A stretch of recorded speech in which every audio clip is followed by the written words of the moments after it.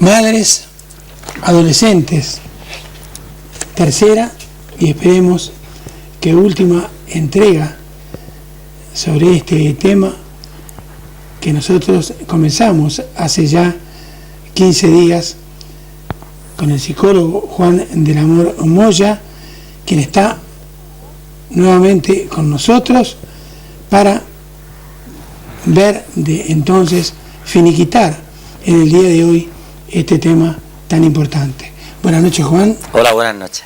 Muchísimas gracias otra Gracias vez. Juan, hay madres adolescentes que tengan la edad que tengan, 13, 14, 15 años, se empeñan en seguir adelante con ese embarazo, no lo quieren interrumpir bajo ningún punto de vista, así el chaval, el agente provocador de ese embarazo haya desaparecido, y hay quienes sí lo quieren interrumpir. Entonces yo quisiera saber la opinión del psicólogo, si frente a cada caso actúa de una manera diferente, qué es lo que el psicólogo debe hacer, y un poco si conoces algo de estadísticas acerca de las comunidades españolas y qué es lo que pasa en ellas. Pues sí, como estás diciendo, pueden haber dos opciones ante un embarazo no deseado, porque hay que entender que estamos trabajando con un perfil de embarazo no deseado, ¿verdad? Yo creo que para cualquier mujer, sea adolescente o no, un embarazo no deseado es vamos a llamarle un shock psicológico. Y yo creo que da igual la edad, en el sentido de que, bueno, te encuentras con una situación que te trasciende, una situación en la que se está formando una vida nueva y que tú no lo has buscado, tú no lo deseabas.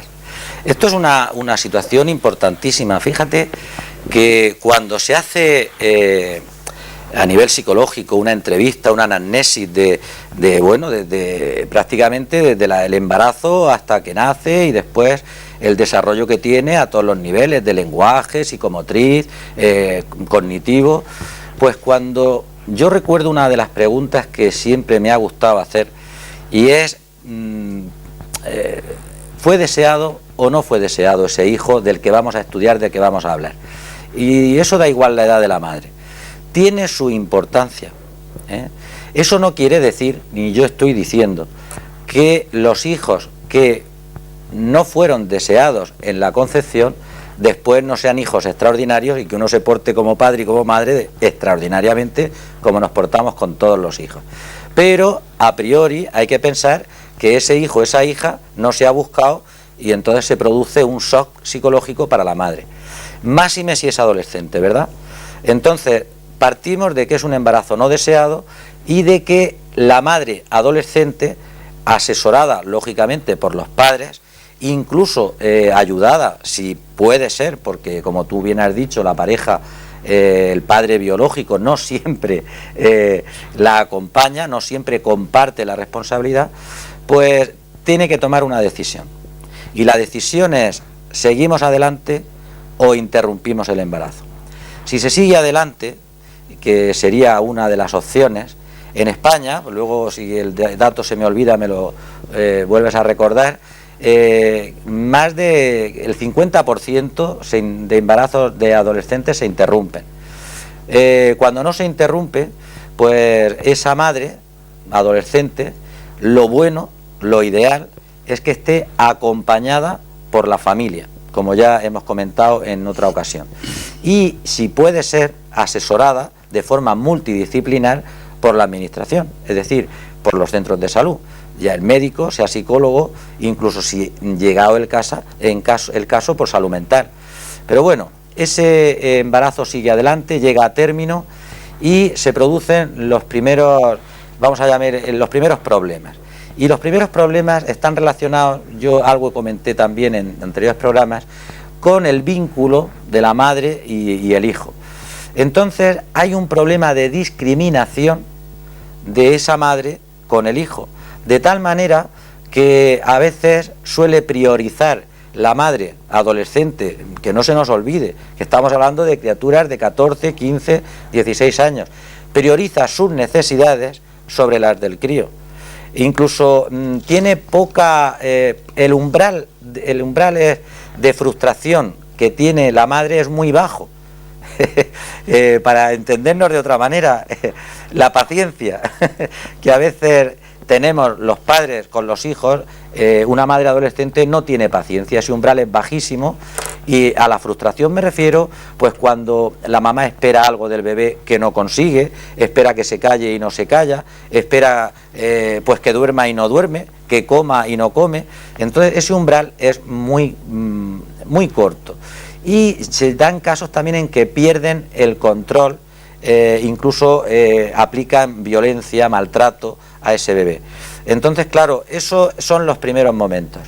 Aquí yo creo que ya no el psicólogo, sino el sentido común, el ser humano, lo que cree que debe de hacerse es que la familia, a ser posible, acompañe a esa madre. ¿Quién mejor que la mamá? La abuela en este caso del bebé. Y con respecto al futuro, pues se dan múltiples casos o múltiples situaciones, dependiendo del contexto de la mamá y de tal. ¿Qué puede ser? Si el papá biológico acompaña o no acompaña, es una situación. Puede acompañar, pero vamos a imaginar los dos adolescentes. Es que ya tienen la vida, no estropeada, que es lo primero se nos ocurre, pero sí se ha trastocado enormemente a nivel de formación, a nivel de futuro académico, a nivel de futuro laboral, a nivel también incluso de interrelaciones sociales. Porque claro, la amiguica de 14 años, de 15 que tú tienes, que tiene otros problemas, ¿no? En este caso, bueno, tipo de tener, no quiero minimizar, pero el problema puede ser la falda, o puede ser el noviete, o puede ser que la dejen salir una horica más que menos. Para la madre adolescente todos esos problemas se han acabado. Son otro tipo de problemas, más profundos a nivel humano y menos triviales, y a la misma vez no casa con el resto de amiguicas mis preocupaciones con las tuyas. Entonces, pero, perdona, sí, perdona que te interrumpa, pero sí, la niña tiene 14 años, y reitero, la niña sí, tiene 14 años. sí, De pronto estudia, está en segundo año de liceo, en secundaria, sí. Tiene sus amiguitas, tiene que estudiar.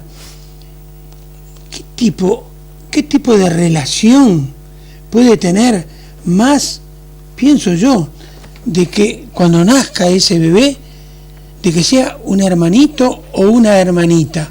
¿Cómo reacciona esa niña ante la aparición de un ser humano del que ella es la madre? Claro, yo por la experiencia, digo experiencia por lo que uno ve, en la mayor parte de casos, en los casos en los que la familia se implica,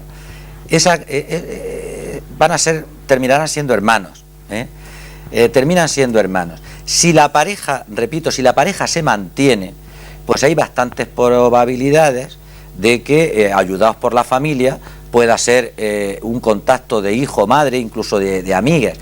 Pero si la pareja no se mantiene, lo normal es que cuando la familia se implica, los abuelos maternos normalmente se hacen cargo del bebé, y ella lo que intentan, y es lo que piensa la familia que es lo mejor, es que en cuanto antes pueda, recupere lo que es su vida académica y su vida incluso social. Con el tiempo, casos que podemos saber o que podemos ver, pues claro, esa criatura se convierte en hermano, y esta madre que fue adolescente pues vuelve a recuperar ese tipo de relaciones, puede encontrar otra pareja, incluso puede tener hijos posteriormente, que prácticamente, aunque sean hermanos, vienen a ser como sobrinos de esta criatura. Esto suele ser casos muy normales, de ese menos del 50% que llegan a término. Hay casos también en los que, bueno, esa mamá madura a pasos agigantados, y repito, no se madura por el hecho de estar embarazada, se madura porque luego la vida pues te va forzando porque la vida,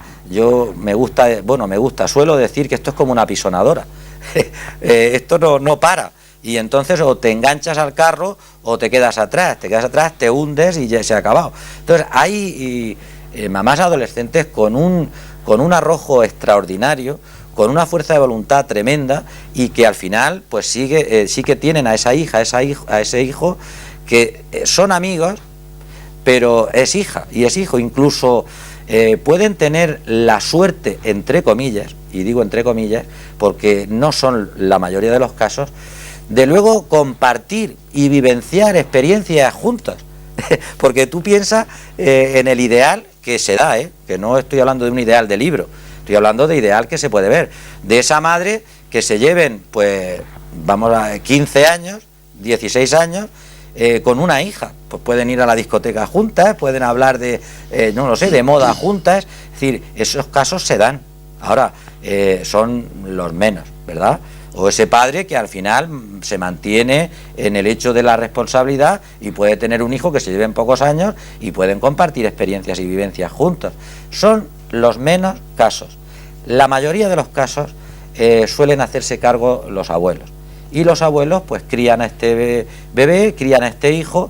Lo que pasa es que hay que entender que en el futuro este muchacho, esta muchacha, pues claro, no ha tenido las mismas vivencias familiares que el resto que las haya tenido, y son criaturas, vamos a llamarle, entre comillas, distintos porque las vivencias de desarrollo han sido distintas. Han tenido que buscar su figura paterna, su figura materna en el abuelo y en la abuela, y entonces pues sí que la formación, el futuro desarrollo es distinto del resto. Esto, ¿quién lleva a término el embarazo? Ahora, Juan, mientras hablabas, yo cavilaba acerca de un problema que evidentemente puede aparecer. Nos está viendo y escuchando una piba de 15 años que tiene un novio, ha tenido relaciones con el mismo, ha descubierto que está embarazada, aún él no lo sabe, aún los papás de ella tampoco lo saben. Entonces ella se encuentra en una disyuntiva muy difícil. ¿Lo aceptará mi novio? ¿Lo aceptarán mis padres? Si tiene sus abuelos, ¿lo aceptarán mis abuelos? ¿Lo aceptará mi entorno? Entonces, la pregunta, yo diría desesperada, de esa niña que no sabe qué hacer, que tiene miedo, que no quiere ir a contárselo ni siquiera al novio ni a los padres. Yo quisiera saber qué respuestas puede encontrar si es todo negativo, si aparece todo negativo, es defenestrada de su casa, de su familia, vayamos al extremo, que su novio le dé la espalda. ¿Hay respuestas de la administración al respecto? Bueno, la situación que ha planteado es de lo más oscuro, ¿verdad? De lo más negro, ¿eh? ¿Puede darse? Se puede dar. Mira, ese primer momento en el que la verdad es que hay que ponerse en situación, y aunque uno sea hombre y que lógicamente pues la biología, el organismo, la biología no te lo va a permitir, el sentimiento ese de ser madre, porque está claro que eso no puede ser, pero uno puede hacer el esfuerzo de ponerse en situación, es decir, de esa sintonía, es decir, ponerte en situación del otro, y realmente te puede entrar la angustia vital que siente esa criatura, porque no deja de ser una criatura de 14, 15, 16 años, en el momento en que no tiene la regla, no le ha venido el periodo y puede pensar que está embarazada. Ese es un momento de angustia que no se comparte con nadie, no se puede compartir con nadie, y eso es tuyo y no hay, pero no solamente es tuyo, sino que lo puedes verbalizar, pero aunque lo verbalices, es que hay cuestiones que la vida del ser humano pues te hace que puedas compartir. Yo puedo compartir un sentimiento, puedo compartir, cuestiones materiales, está claro, puedo compartir una casa, puedo compartir un coche, puedo compartir, en fin, incluso a otra persona, puedo compartirla. Pero cuando uno siente dolor, cuando uno siente angustia, cuando una persona, una muchacha se siente embarazada, eso no lo puedes compartir con nadie. Y eso, a esa edad, ese sentimiento de angustia le hace pensar que eso no es verdad. No puede ser verdad. En ese momento tiene que haber una afinidad tal con la madre que normalmente no se suele dar en estas personas que se quedan embarazadas, algunas adolescentes, que tienes que buscar a esa amiga íntima a la que le cuentas todo, y estamos pensando siempre también, vamos a centrarnos en personas adolescentes embarazadas, pero con cierto grado de madurez a su edad y con cierto grado de inteligencia, porque claro, si lo que no tiene, lo que sabemos decir, si no tiene cabeza, pues bueno, eres capaz de compartirlo con el primero que pase por la calle, pero bueno, eso no te entra angustia ni nada, es decir, no tiene capacidad mental como... ¿Por qué lo digo esto? Pues porque la capacidad mental, una de las características que tiene, no es que vivencies el momento en sí mismo, sino que esa mente es capaz de secuenciar y encadenar lo que me va a deparar el hecho de estar embarazada. Entonces, si esa criatura es capaz de encadenarlo, pues cuando le viene la angustia. Luego está el sentimiento ese de negación. Y luego hay que ir y enterarte de que realmente estás embarazada. Para eso hay que ir a la farmacia, te puedes ayudar o no, o puedes hacerlo por libre, ¿verdad? Pues entonces, ese es el momento crítico y difícil. Entonces, claro, cuando todo es negro y todo es negativo, pues, en fin, primero tiene que responder la familia. Eso está claro. Pero si no responde nadie, pues, si nos ponemos en situación, eso es algo extraordinario. Pues sí, hay que ir a la administración. La administración, claro, no puede responder en todo, tiene que responder en situaciones, vamos a llamarle de necesidad, de primera necesidad. Esto es una primera necesidad, debe de responder. Hay algún centro, hay centros que acogen, porque claro, se van de las casas porque no tienen dónde ir y pueden acogerlas, pero a fin de cuentas sigue siendo una cuestión personal. La administración, que tiene que responder ante estos casos, no hay más remedio, pero a mi juicio, donde más debe de responder es en la situación preventiva. Es decir, la administración, aparte de que se tiene que preocupar por dar información, por dar formación, aparte de eso, tiene que preocuparse de provocar que se pueda trabajar la prevención. La prevención a través de la formación, a través de la educación, a través de la oferta a la juventud, de alternativas, incluso de ocio, pero también culturales, de ocio también, pero que sean distintas al alcohol, al tabaco, claro, la administración tiene que responder a esos niveles. Pero a nivel sanitario, mira, hay una cuestión que a mí me duele, y lo tengo que decir, y eso es una realidad. El que lo quiera interpretar de otra manera, que está en su derecho que lo interprete, y que tampoco me afecta, pero yo recuerdo cuando el Partido Popular entró a gobernar en Murcia, una de las cosas que empezó a quitar, y de Cejín la quitó, fue los centros de planificación familiar. Pues me parece un error, me parece mal. ¿Por qué? Porque en los centros de planificación familiar, dentro de que hay una serie de profesionales expertos que pueden asesorar, pues también es donde se trabajaba lo que era la planificación familiar, lo que era también, porque estamos hablando también de métodos, de lo que voy a comentar ahora, hay métodos anticonceptivos, efectivamente, tienen que tener su información, cómo se usan, qué efectividad tienen, pero también hay métodos contraceptivos. Pero ¿acaso de pronto no pensarían que informar es alentar? Bueno, sí, hay opiniones de todo tipo, Eso de que informar es alertar, pues bueno, puede haber alguna, en fin, no quiero tampoco que parezca un insulto, pero siempre hay gente que niega la evidencia. Iba a decir una pandilla de memos, pero es que realmente la evidencia es la evidencia. Es decir, hay personas con responsabilidad que niegan una realidad. Pues bueno, es un problema de esas personas y de quien estemos bajo esa responsabilidad. Pero está la realidad, y la realidad manda. Y la realidad te está diciendo que hay criaturas, sobre todo, mira, hay también un cierto retroceso, porque desde que empezó a saberse, a detectarse ciertas enfermedades de transmisión sexual, como puede ser el SIDA, pues claro, hubo mucha información, hay miedo, es lógico. Entonces las muchachas tienen una edad, hasta los 16 años es donde más empiezan a tener experiencias sexuales, pero los críos, pues a partir de los 14, los 15 y 16 años. Entonces, ¿por qué? Porque la idea es que es más fácil que se contagie la mujer que el hombre. Una idea equivocada, pero existe ahí. Pero de todas maneras, si la información la tienes que dar a una edad, porque sabes que empiezan a esa edad a tener relaciones sexuales, pues tienes que dar.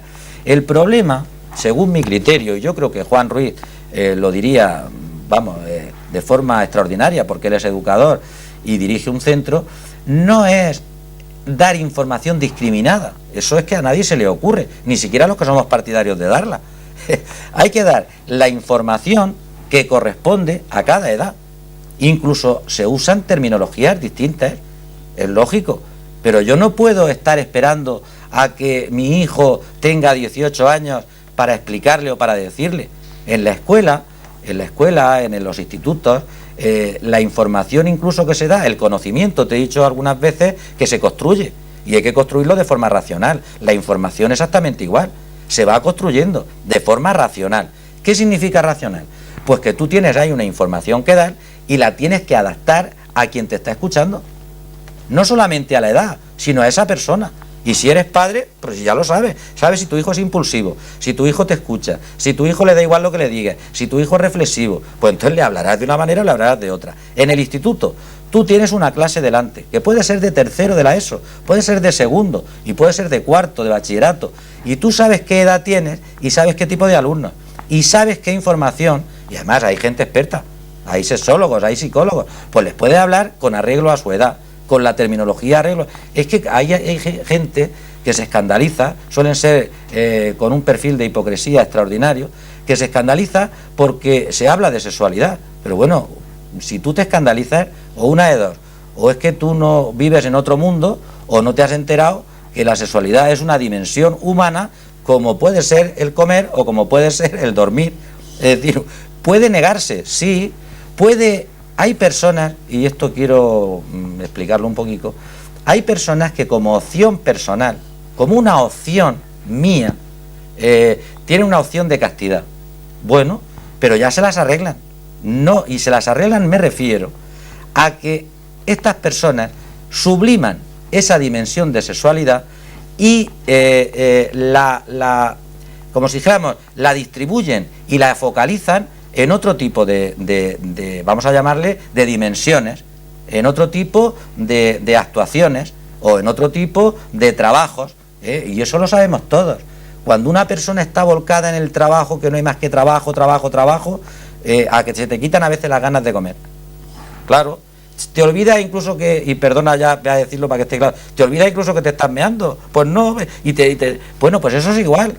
Porque claro, se vuelcan tanto en el trabajo, y esto me refiero, porque quiero hacer un paréntesis, en el sentido de que nadie entienda todo lo contrario, que nadie entienda que es un menosprecio o que yo estoy negando, no. Hay personas, sobre todo religiosas, que hacen un voto, que subliman lo que es la sexualidad, la subliman, y entonces la focalizan en otros aspectos, y eso es lícito, porque es personal, pero eso no quiere decir que se niegue. Entonces tú no puedes negar una dimensión, y como educador, como político responsable, como autoridad, como profesional, tú no puedes negar una dimensión que es desde antes de que se nace, pero tiene una concreción distinta dependiendo del momento de desarrollo, dependiendo de la edad. Pues entonces, muy bien.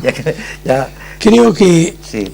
Está ya bastante explicado el tema del embarazo de las adolescentes en 3 entregas que hemos hecho con Juan, y ahora sí queremos emplazarte para dentro de 15 días venirnos a hablar de otro tema que a nosotros nos interesa muchísimo: los trastornos obsesivos compulsivos, el llamado TOC de los seres humanos. ¿Puede ser? Vale, cuando quieras.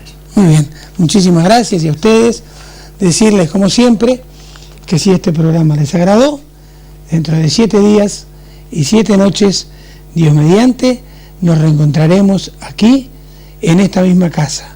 Hasta entonces.